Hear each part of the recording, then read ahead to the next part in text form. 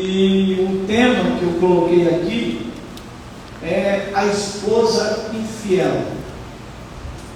A esposa infiel. Então o profeta Ezequiel, ele vai colocar diante de nós uma parábola, uma metáfora, né? Para tentar representar, vislumbrar a nação de Israel. Vai dizer para nós como que estava essa nação, como que Deus achou o povo de Israel, em que se tornou esse povo e o caminho que esse povo quis andar logo em seguida. Interessante quando a gente vê assim nas mídias sociais, na televisão, constantemente vemos crianças sendo abandonadas pelas mães. Eu fiz só lá uma pesquisa, meus irmãos, uma pesquisa, crianças abandonadas pelas mães, simplesmente assim. E a cada cena, a cada foto, foto terrível, né? Recém-nascido, todo peladinho ali, abandonado em algum lugar, em lata de lixo. Às vezes a mãe abandona o seu filho numa lata de lixo. Outras mães, uma consciência maior, colocam em frente uma casa, orfanato, ou colocam em frente uma rodoviária e até mesmo em ferrovias. Mas as mães, elas abandonam os seus filhos não somente na fase infantil, na fase do nascimento da criança, mas também abandonam nas fases posteriores da vida, com 10 anos, 14 anos, 15 anos. Quantas mães, quantos pais que nós conhecemos que abandonou o seu filho ou a sua filha, mas a promessa de Deus para a minha vida, para a sua vida, lá em Isaías capítulo 49, versículo 15, né? Que até é o tema da festa da mocidade. Será que uma mãe pode abandonar o seu filho, o filho que nasceu de si? Por mais que ela venha fazer isso, diz o Senhor para ti: eu jamais lhe abandonarei, eu nunca me esquecerei de ti. Agora veja só, o profeta Ezequiel, ele vai usar um fato corriqueiro em seus dias, para justamente comparar essa relação de Deus com o seu povo. E no versículo 1 e 2 ele vai dizer: o Senhor falou comigo de novo o Senhor veio sobre mim, e ele me disse: homem mortal, mostre a Jerusalém as coisas nojentas que ela tem feito. Então ele está dizendo: olha, eu quero que você evidencie, eu quero que você esfregue na cara do meu povo as coisas nojentas que eles têm feito contra mim. E ele vai iniciar dizendo aqui no versículo 2, contando a história de uma criança que fora rejeitada, que foi colocada no monturo, lá no lixão da cidade, que também foi desprezada por todos que passavam por ela. Todos desprezavam essa criança, e ela ficou ali para morrer. Ninguém, diz o versículo 4, ninguém se apiedou de ti, olho algum, ninguém teve compaixão de ti. O Senhor está dizendo para Jerusalém: quando você nasceu, quando você foi gerado, ninguém teve compaixão de ti, ninguém se apiedou da sua vida. Então aqui, quando ele está começando, do versículo 2 até o 4, ele está fazendo justamente esse retrato do povo de Israel, ou mesmo da igreja de Jesus Cristo, como que nós estávamos antes de conhecer Jesus, antes de termos a salvação. Nós estávamos desassistidos, desesperançados, ninguém nos dava expectativa alguma, ninguém apostava, ninguém colocava a mão no fogo por ti ou por mim, ninguém. As pessoas não acreditavam em nós. Aqui em Efésios capítulo 2, versículo 4 e 5, o apóstolo Paulo ele vai colocar de uma forma vívida para nós como que nós estávamos. Ele diz assim, Efésios 2: vivíamos de acordo com a nossa natureza humana, fazendo o que o nosso corpo e a nossa mente queriam. Estávamos destinados a sofrer o castigo de Deus. Estávamos espiritualmente mortos por causa da nossa desobediência. É assim que nós estávamos, jogados, dilacerados, desanimados, desassistidos, sem a presença de Deus. Esses dias eu estava vendo uma jovem e eu estava observando o comportamento dela, observando o tipo de música que ela estava ouvindo ali na minha frente. O negócio no nariz assim, negócio feio, né? Bota coisa no nariz, no corpo todo. E eu falei assim, olhei para aquela menina e meu coração se encheu de compaixão dela, porque eu me lembrei de um momento da minha vida, quando eu olhei para ela, ouvindo aquela música, cantando na minha frente, assim, cantando aquela música, eu lembrei de mim, lembrei do meu passado, olhei para ela, eu me vi. Hoje é celular, mas na minha época era umas coisas velhas, né? Antigo, nem se fala mais hoje. Uns radinhos pequenos, você bota, enfim, ficava com aquele negócio no ouvido, ouvindo aquelas músicas, e meu coração se compadeceu, meu coração se condoeu ao ver aquela moça naquele estado de perdição. A mesma coisa ele vai dizer assim, a sua origem e seu nascimento foram na terra dos cananeus. Você nasceu aonde, Jerusalém? Você nasceu na terra dos cananeus. Você nasceu na terra do pecado. Seu pai, ele vai caracterizar. Seu pai era amorreu, e a sua mãe hitita, gente da pior espécie, gente terrível. Sim, seu pai era amorreu. Interessante que Josué, no capítulo 24, ele vai dizer, olha, a geração passada serviu os deuses dos amorreus. Esses deuses, as pessoas se dobravam, se curvavam diante de Baal, o Deus da fertilidade, se curvavam diante da Azerá, aquela deusa que nós falamos na semana passada, que foi colocada a estátua dela na entrada do templo. As pessoas também adoravam postes ídolos. Aí tem uma foto aí, para os irmãos entenderem o que é um poste ídolo.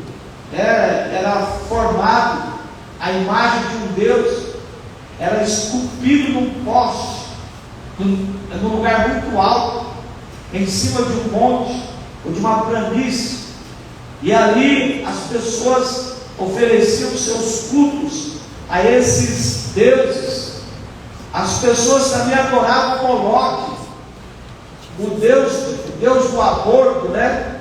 Hoje a sociedade está discutindo a questão do aborto, o Deus que tinha uma cabeça de vaca, e dentro dele tinha um corpo de homem, cabeça de vaca, e dentro dele havia fogo, e sacrificava o seu filho, o primogênito, a Moloque.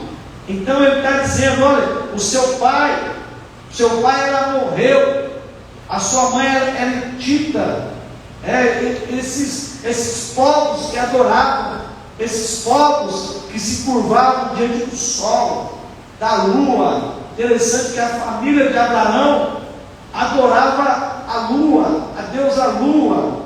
Então a criança que nasceu nessa região, ela era corrupta desde o início, e se dependesse de si, não superaria sua carga genética, uma genética pecaminosa, uma genética tendenciosa para o pecado, para a adoração de ídolos. Então ele está dizendo aqui para nós como que foi, como que ela estava, essa criança estava jogada, como foi o seu nascimento. Eu estava contando para alguém esses dias que eu nasci também numa família, os parentes do meu pai, eles são católicos, e eu estava dizendo que a minha vizinha, a vizinha da casa da minha mãe, Dona Maria, eu chamava ela de Dona Maria, e seu esposo, seu Antônio, durante muitos anos, Dona Maria, seu Antônio, fazia muro com a gente.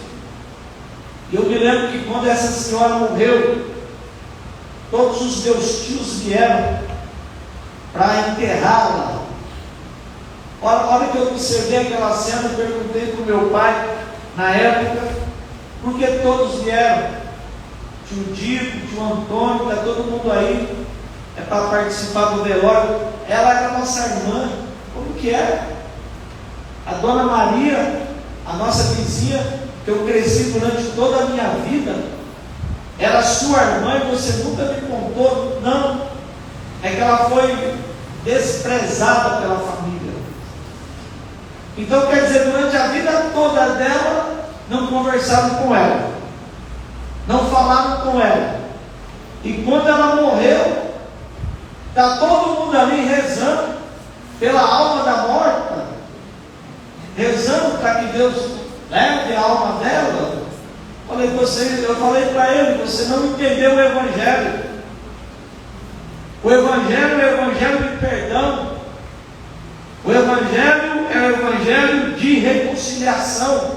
É desse mundo que Deus nos tirou, desse mundo terrível, desse mundo caótico, desse mundo que não perdoa. E ele também vai dizer assim: no dia em que você nasceu, o seu cordão umbilical não foi cortado. Não foi cortado. Você imagina? Você não foi lavado com água para que ficasse limpa, e não foi esfregada com sal, nem enroladas em panos. Já imaginou? Eu me lembro quando a minha filha nasceu, a Sara, e aí ela demorou tanto para nascer, que quando ela nasceu, o médico pegou a minha filha, levantou ela, aquelas perninhas assim, eu estava lá fora, e olhou assim: aqui, pai, a sua filha, toda ensanguentada, ainda com o cordão umbilical ali nela. Eu falei: você está doido? Essa menina vai passar mal. Ele quis mostrar para mim, porque a gente estava esperando ali dentro desde as 7 horas da manhã, pelo nascimento dela, que aqui o cordão umbilical não fora cortado, a criança ainda estava ensanguentada. Ele está dizendo, não estava limpa, não fora friccionada com sal, nem vestida com roupas adequadas. A criança estava praticamente ali do jeito que viera. Toda mãe, quando a criança vai nascer, já leva aquela roupinha especial para colocar na criança, mas essa criança não tinha nada. Certamente imaginaram que a criança morresse em poucas horas naquele campo e que fosse esquecida para sempre. Assim é a história da humanidade, uma humanidade sem Deus, uma humanidade sem paz, uma humanidade sem alegria, sem salvação, e jogada como joguete por Satanás. Satanás está trabalhando nesses últimos dias. Satanás está incrementando cada dia mais a sua ação em cima dos adolescentes, da juventude. Então a criança estava ali jogada. Todo mundo dizia, ela não vai sobreviver, não tem esperança para ela, não tem solução para ela, é impossível essa criança sobreviver. Então, passando por perto, diz o Senhor, quando eu passei por perto, eu vi você esperneando em seu sangue, e lhe disse, viva! Eu fiz a crescer como uma planta no campo, enquanto todo mundo estava dizendo, vai morrer, tem tudo para dar errado. Eu sempre digo assim, a minha vida era uma vida que tinha tudo para dar errado, para não dar certo. Assim a gente pode dizer da vida de muitas pessoas. Tudo era para dar errado, tudo era para não acontecer.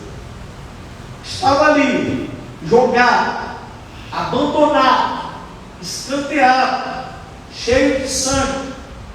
O cordão ainda não tinha sido cortado, mas o Senhor passou por aquela criança e disse, viva, viva, enquanto que muitos passavam por ela, à margem, e meneavam na cabeça, pensando que não fosse sobreviver. Aliás, tinha tudo para dar errado, mas Deus passa pela primeira vez e diz, viva, coloco vida na sua vida, vida e não morte, vida e não crime, vida e não as drogas. Deus, Ele nos dá vida, e a vida de Deus é uma vida abundante que Ele concede para mim e para você. Louvado seja o nome do Senhor. Enquanto a sociedade fala de morte, enquanto que a sociedade está respirando esse ar terrível da corrupção, da morte, das drogas, do divórcio e de tantas e tantas coisas, Deus chega em alguém e diz assim, viva, é para você viver, aleluia. Não é para você morrer, é para você se levantar do monturo, aleluia. E Ezequiel, interessante, que no capítulo 37, ele vai se defrontar com um vale cheio de ossos secos, e ele diz assim, o profeta, pude ver que era enorme o número de ossos nos vales, muita morte. Então ele me disse, profetize a esses ossos e diga-lhes, farei um espírito entrar em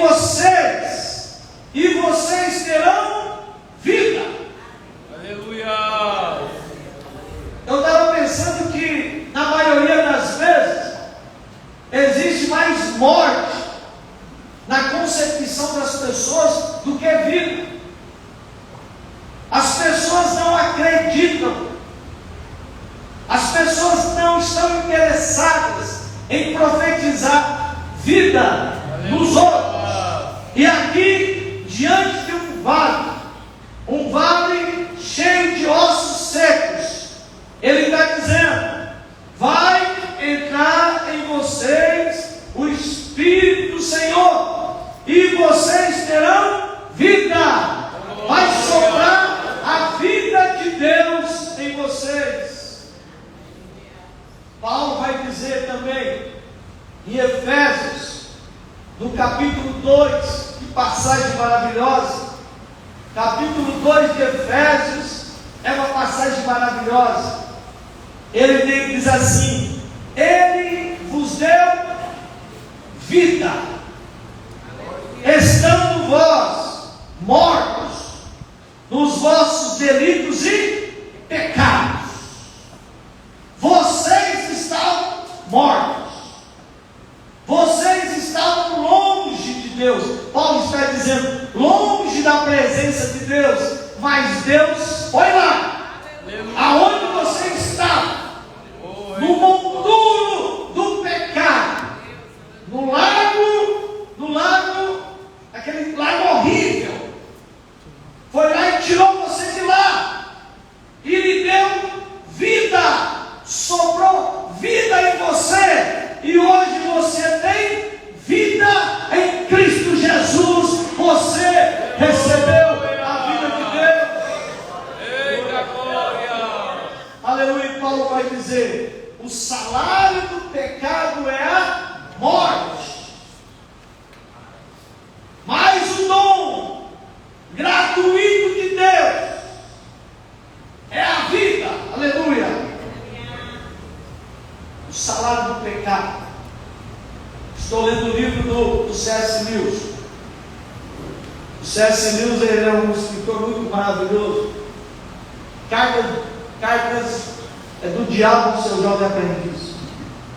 É a carta de um diabão experimentado, que mandou muita gente para o quinto dos infernos, dando orientações ao jovem diabinho, para levar as pessoas para longe de Jesus, para longe do seu Salvador. Interessante que ele vai usar todo tipo de artimanha, todo tipo de estratégias, para manter as pessoas longe da presença de Deus. O diabo não quer, ele não deseja que as pessoas recebam a vida verdadeira, a vida abundante que nós temos em Cristo Jesus. Aleluia. Falando em vida, meus irmãos, falando em vida, eu me lembrei do confronto de Jesus com Nicodemos, que Jesus vai falar para ele a respeito da vida eterna. Jesus vai dizer assim para Nicodemos: se alguém não nascer de novo, não pode ver o reino de Deus. Preste atenção. Jesus está falando isso para uma pessoa religiosa, tá, meus irmãos? Está dando essa frase aqui para uma pessoa que conhecia os mandamentos, que conhecia a lei de Moisés. E Jesus está dizendo: se você não nascer de novo, não pode ver o reino de Deus. Porque nós não estamos falando aqui de algo exterior, nós estamos falando aqui de algo que acontece interiormente, dentro de mim e dentro de você. Nicodemos, não entendendo, não compreendendo a fala de Jesus, ele vai dizer assim, é uma forma de pergunta ou de indagação: como pode um homem nascer, entrar pela segunda vez no ventre de sua mãe e nascer novamente? Nicodemos entendeu que a coisa era literal. Jesus está falando: se alguém não nascer de novo, não pode ver o reino de Deus.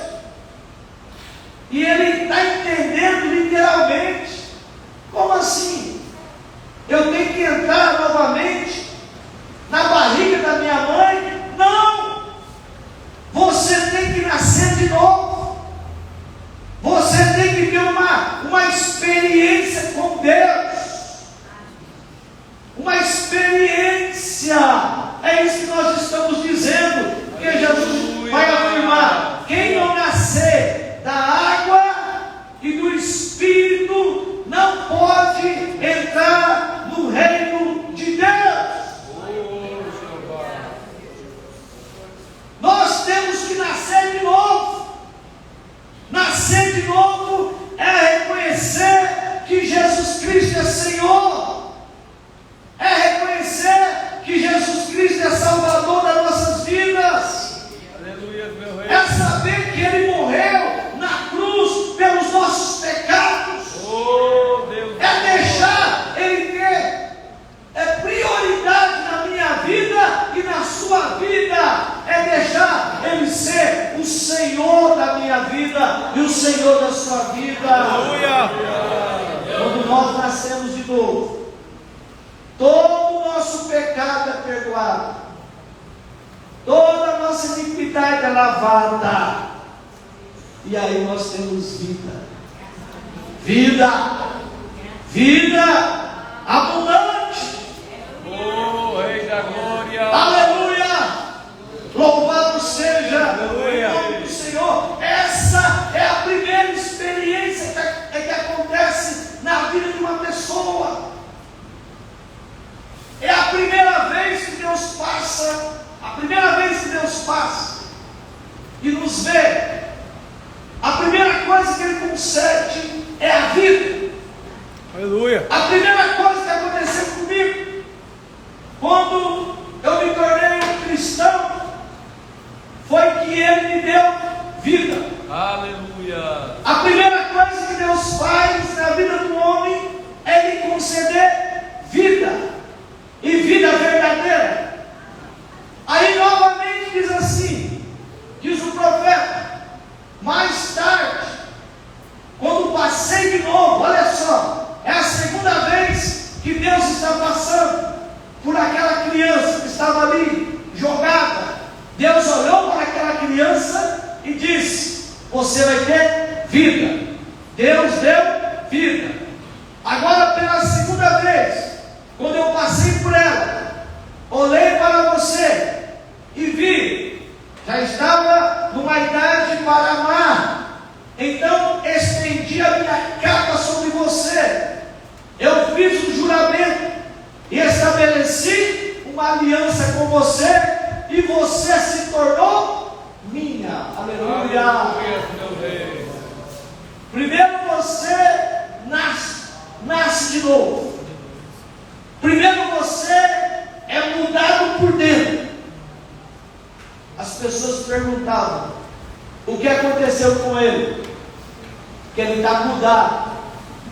Aí ele aceitou a Jesus como Salvador. Aleluia. Aí outras pessoas, ele foi para a lei dos crentes. Os católicos falam isso.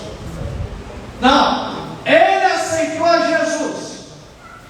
Ele teve uma experiência com Deus. Deus deu a ele vida. Essa é a primeira coisa que acontece. A segunda coisa que acontece, que cresce e ficou em idade de casar, depois casou-se com ela. Deus casa com a sua igreja.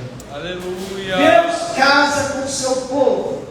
Alguém me perguntou semana passada: para que serve o batismo? E eu respondi: batismo é casamento. Batismo é legalização da sua vida com Deus. Então o batismo é justamente isso. Primeiro você recebe a vida de Deus, e depois você vai o quê? Legalizar essa vida. De que forma? Batizar. E aqui no texto, quando ela estava pronta, diz assim: eu lhe dei um banho com água, e ao lavá-la, limpei o seu sangue e passei azeite em sua pele. Olha que coisa maravilhosa. O que acontece no batismo? Está dizendo: eu lhe dei um banho com água. Aleluia. Batismo é nascer de novo. Tem muita gente que fica botando coisa na cabeça, pensando que o milagre está na água. A gente tem que batizar no rio, porque aí leva o pecado. Aí eu pergunto para vocês: vocês acham que a água tem o poder de levar pecado de alguém? Não tem. Simplesmente a água é o símbolo. É o símbolo. Então, quando nós imergimos uma pessoa na água, significa que quando nós imergimos, ela está morrendo para o mundo. E quando nós estamos levantando aquela pessoa, a partir daquele momento ela vai viver para Deus. Aleluia. O casamento é o batismo. O casamento é uma grande festa, é uma grande celebração. Eu vejo que tem gente aqui que não quer casar com noivo. O que tem de gente que tem possibilidade de se casar com noivo, de se batizar nas águas, mas está enrolando, está protelando, está adiando, enquanto tem pessoas que chegam na igreja e a primeira coisa que elas perguntam é: quando vai ser o batismo, pastor? Porque eu quero me batizar. Aleluia. Eu quero casar com Jesus. Deus da glória. Eu quero a presença dele na minha vida. Aleluia. Aleluia. O batismo é justamente isso, é uma legalização do seu relacionamento com Deus. E além dele ter, além do banho com água, purificando, lavando de todo o pecado, de todo o sangue, passou também azeite em sua pele.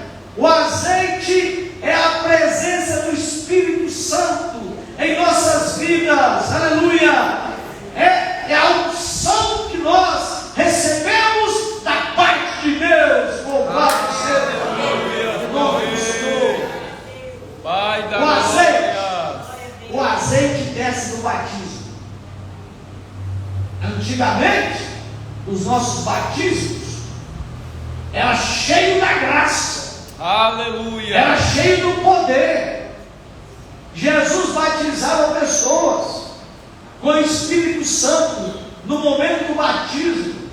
Esse dia eu estava vendo de uma pessoa cega que estava se batizando, e quando ela foi imergida nas águas, ela começou a enxergar, ela começou a ver. Aleluia. Aleluia. Louvado seja o nome do Eita Senhor. glória. Lá no Pará, uma irmãzinha que era paralítica aceitou a Jesus como Salvador, e ela quis também se batizar, e foi a família toda. Só ela era cristã daquela casa. O marido foi, o filho também foi. E quando o pastor colocou aquela irmã na piscina, quando firmou os pés dela lá embaixo das águas da piscina, ela percebeu que as pernas dela começou a se movimentar, a se mover, e ela teve força para ficar de pé dentro da água, e ela percebeu que naquele momento ela estava curada. Ela começou a andar. Aleluia. Tantas coisas acontecem quando nós queremos, desejamos algo radical com Deus. E ele diz assim, e tem mais: olha que festa maravilhosa, eu a vesti com roupas bordadas, e lhe dei sapatos do melhor couro. É isso que Deus faz com a gente. O filho pródigo, ele recebeu vida, ele recebeu sapatos e roupas novas, e foi feita uma grande festa. Além disso, eu a enfeitei com joias. Deus está dizendo, eu coloquei pulseiras, colares, e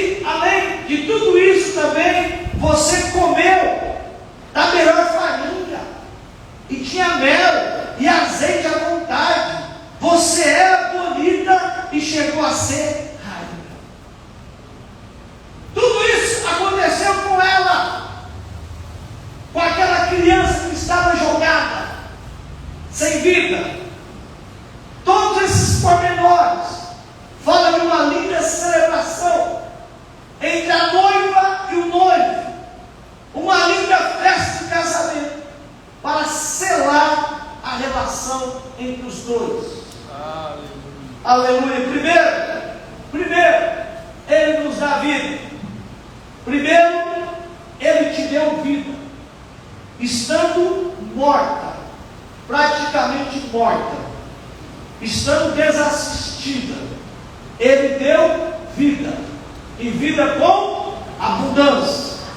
Depois, o que o noivo faz? Depois o noivo vai casar-se com ela. Aleluia. E diz uma versão que ele a cobriu com as suas asas. Eu gosto muito dessa expressão, coberto com as asas de Deus. Salmo 91. Lá em Gênesis capítulo 1, as asas do Espírito Santo estavam sobre toda a criação. E a ideia aqui é a mesma: coberto com as asas de Deus, é estar protegido por Deus, é estar guardado por Deus. Deus lhe deu tudo o que precisava, tudo que ela precisava. Deus lhe deu do bom e do melhor. Aleluia. Nada faltou para ela. Um sapato de couro legítimo, melhor. Lhe deu joias, lhe deu a melhor comida, e se tornou uma bela rainha, se tornou uma moça muito bonita. Olha para Jerusalém, na época de Davi, né? Olha para Jerusalém, na época de Salomão. Que coisa linda, que coisa maravilhosa. Quem era Jerusalém? Não era nada, mas é Deus que foi dando, é Deus que foi beneficiando, Aleluia. é Deus que foi abençoando. Olha para você, eu olho para mim. Quando nós viemos para Cristo, quem nós éramos? O que nós tínhamos? Não éramos nada. Chegamos aqui cansados, chegamos aqui arrebentados, chegamos aqui sem vida nenhuma, e Deus nos deu vida, e vida com abundância, e nos abençoou. Rei da glória. Aleluia. Aleluia. Deus nos abençoou grandemente, e nós estamos aqui na presença dEle. E outra coisa, e correu de ti a tua fama entre os povos, por causa da tua formosura. Olha só a história lá a rainha lá da Etiópia, que saiu de longe para ver Jerusalém. Você era perfeita, você era perfeita. Olha o que Deus está dizendo aqui, ó. Você era perfeita por causa da minha glória, que eu pus em ti, diz o Senhor. Deus da glória. Deus está dizendo assim, ó: se você está na minha presença, se tem luz sobre a tua face, se você está sendo prosperado, é a minha presença na sua vida. Aleluia. Em todos os casamentos, todos se levantam para contemplar a beleza da noiva, todos. Oh, aleluia. Mas aqui nesse casamento, toda a glória e beleza da noiva provém de quem? Do noivo. É o noivo que nos sustenta, é o noivo que nos abençoa, é o noivo que produz a luz. Se você tem a formosura, sabe por quê? É porque o noivo está na tua vida. Aleluia. Se Deus está te prosperando, é porque Deus está na sua vida. Se me batizou com o Espírito Santo, é porque o noivo está na tua vida. Deus está na tua vida. Aleluia. A glória vem dele, a presença vem dele. Glória. Oh, aleluia. Mas no entanto, houve uma quebra de aliança.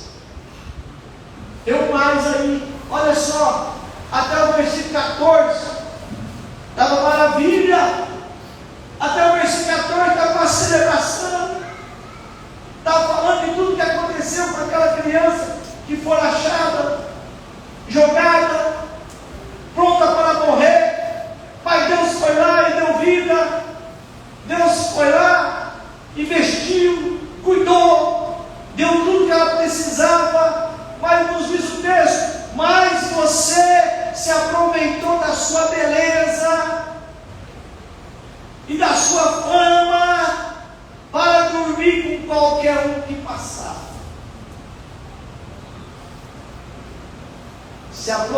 aproveitou da sua fama, se aproveitou da sua beleza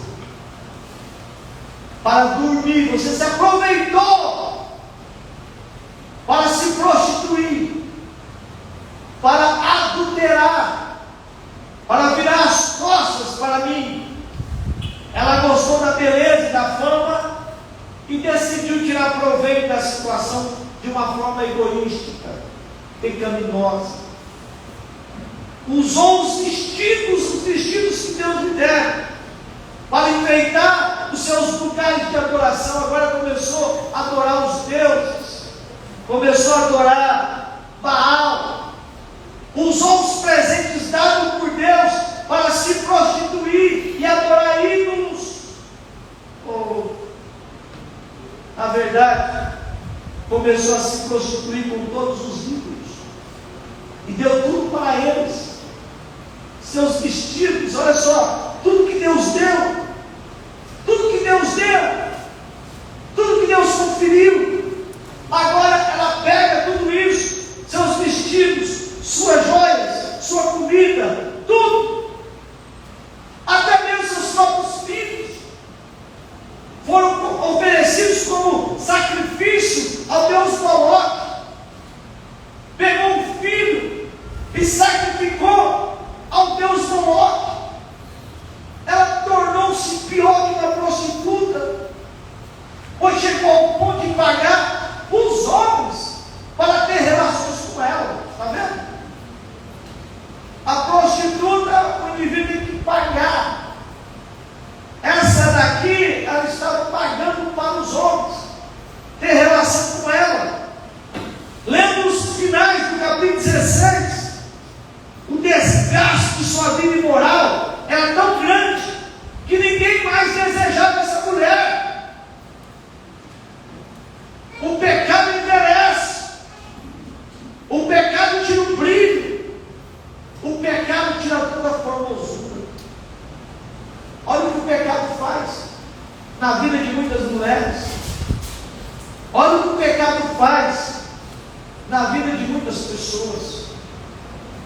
Esses dias um homem estava falando assim para mim: eu pequei, eu adulterei. Ele me disse, vem desabafar. Ele é de uma outra igreja. E aí, nessa questão de adulterar, ele falou que pegou uma doença que é transmitida sexualmente, sífilis. E é uma doença para o resto da vida. E o pior de tudo, sabe o que é? É que ele transmitiu a doença para a mulher.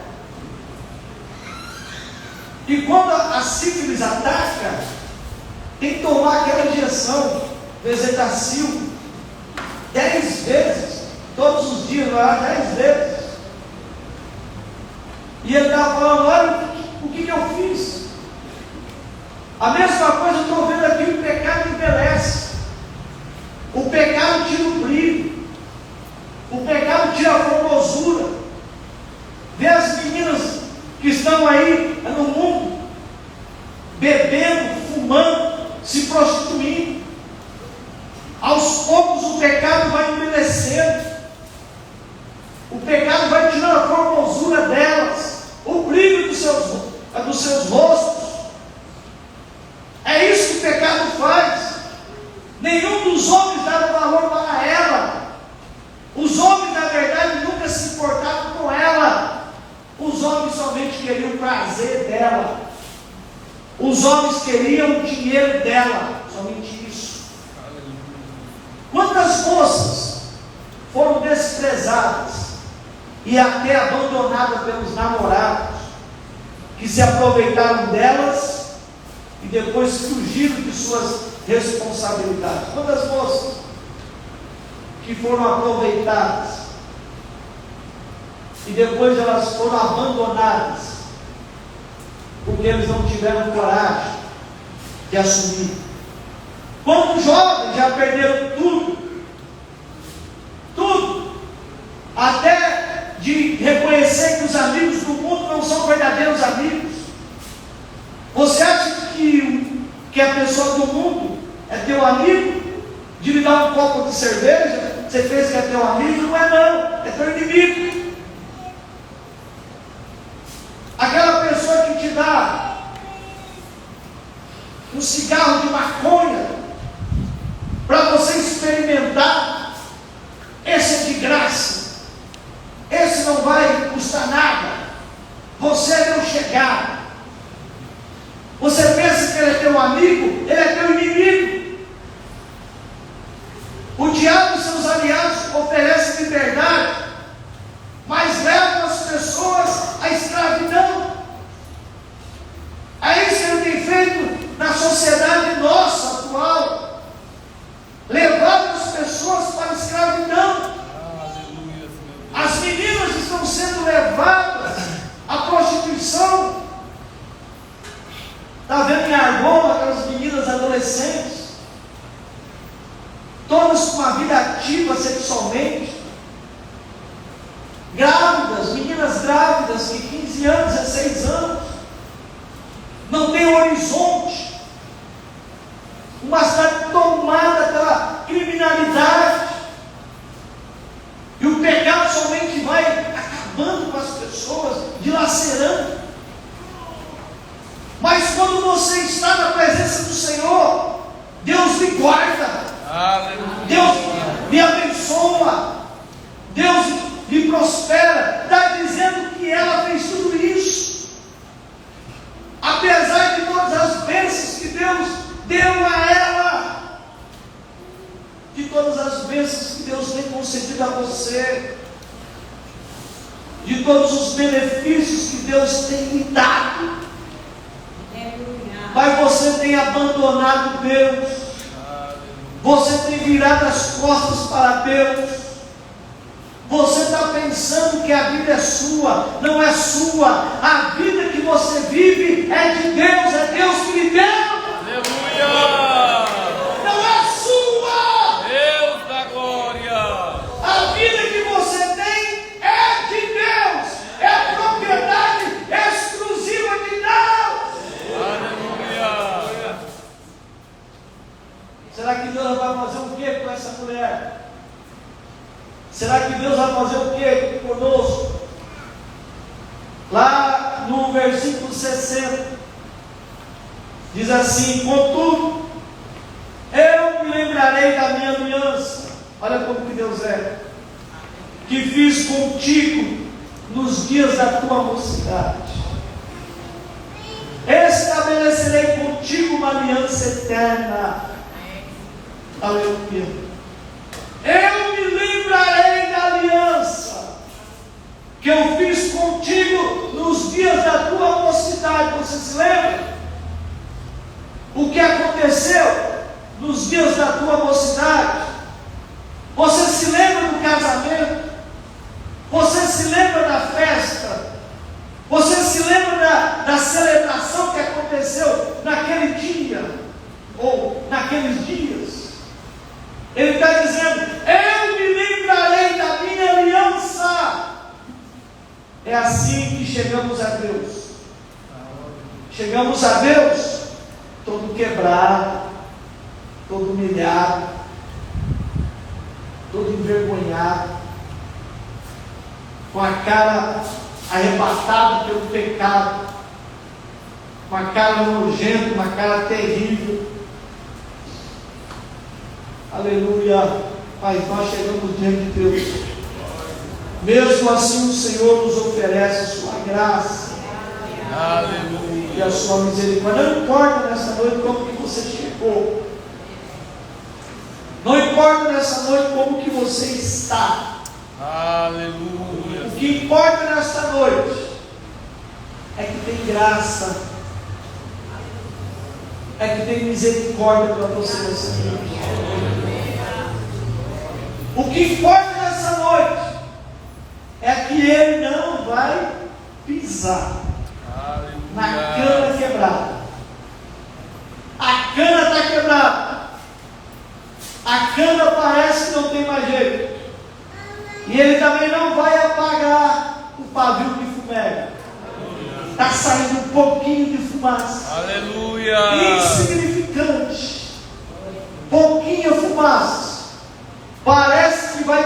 florescer. Parece que não vai mais sair fumaça, mas ele está dizendo, Deus está dizendo, ele não vai apagar o pavio que fumega. Ele não vai pisar nessa cana quebrada. Porque Deus está dizendo, ainda desse pavio vai sair muita fumaça. Deus está dizendo, ainda dessa cana quebrada, eu vou rejuvenescer, eu vou florescer, eu vou abençoar, eu vou colocar de pé. Tem graça. Tem graça nessa noite. Tem misericórdia. Toda beleza vem de Deus. Tem gente que fica no espelho, meu Pai do céu, e bota uns negócios na cara, uns pó, enche a cara de pó. Olha aí, vai lá no estado. Aí agora você vai ver, você leva um susto, meu Pai do céu, está cheio de pó. Está desvanecido. Não é a pessoa, não tem brilho, tem pó.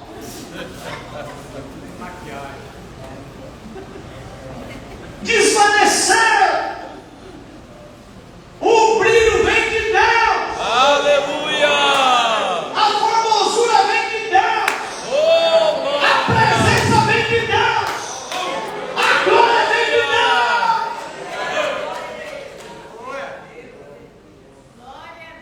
Não tem, meus irmãos. Você acha que eu vou ficar aí doido para botar cabelo no meu cabelo? Pelo amor de Deus.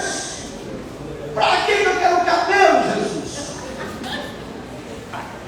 Meu avô, Sabião, era careca. E a minha mãe fala, você é igual ao teu avô, não vou ser igual ao avô.